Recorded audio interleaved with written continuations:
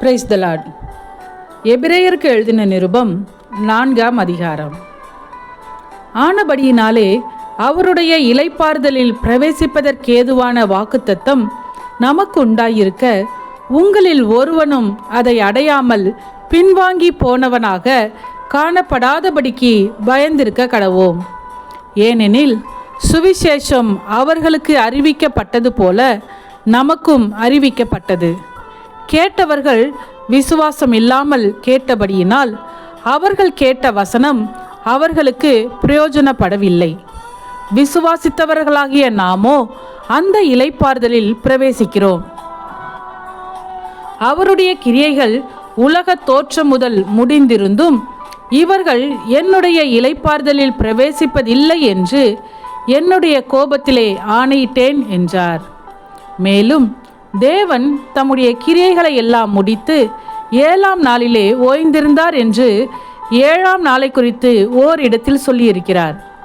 அன்றியும் அவர்கள் என்னுடைய இளைப்பாறுதலில் பிரவேசிப்பதில்லை என்றும் அந்த இடத்திலே தானே சொல்லியிருக்கிறார்.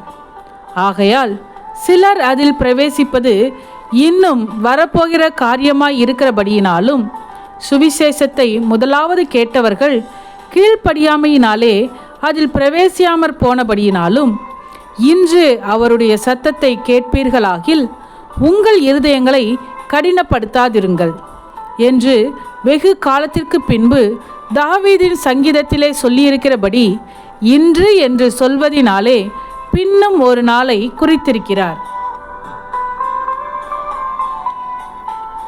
யோசுவா அவர்களை இளைப்பாறுதலுக்குட்படுத்தி இருந்தால் பின்பு அவர் வேறொரு நாளை குறித்து சொல்லியிருக்க மாட்டாரே.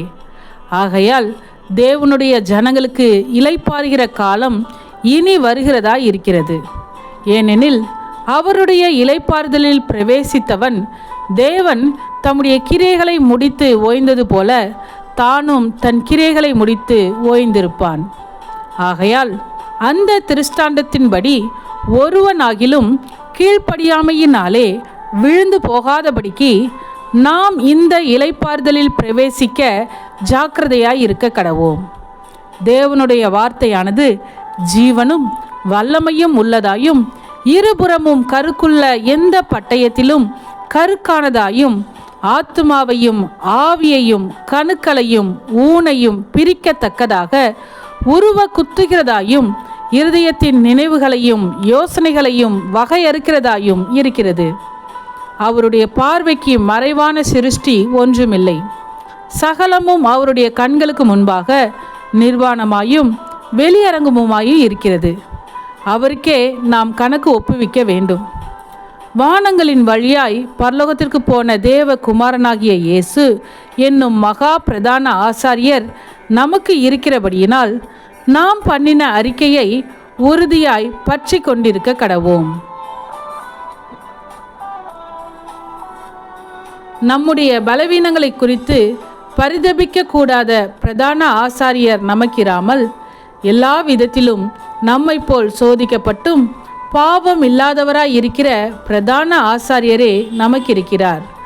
ஆதலால் நாம் இரக்கத்தை பெறவும் ஏற்ற சமயத்தில் சகாயம் செய்யும் கிருபையை அடையவும் தைரியமாய் கிருபாசன தண்டையிலே சேர கடவோம். ஆமென். சத்தியத்தையும் அறிவீர்கள், சத்தியம் உங்களை விடுதலையாக்கும். இந்த வசனத்தின்படி அநேகர் சத்தியத்தை அறிந்து விடுதலையாக்கப்பட இந்த சேனலை லைக் செய்யுங்கள், அநேகருக்கு ஷேர் பண்ணுங்கள். ஜீவ வார்த்தையை தினமும் கேட்க சப்ஸ்கிரைப் செய்யுங்கள்.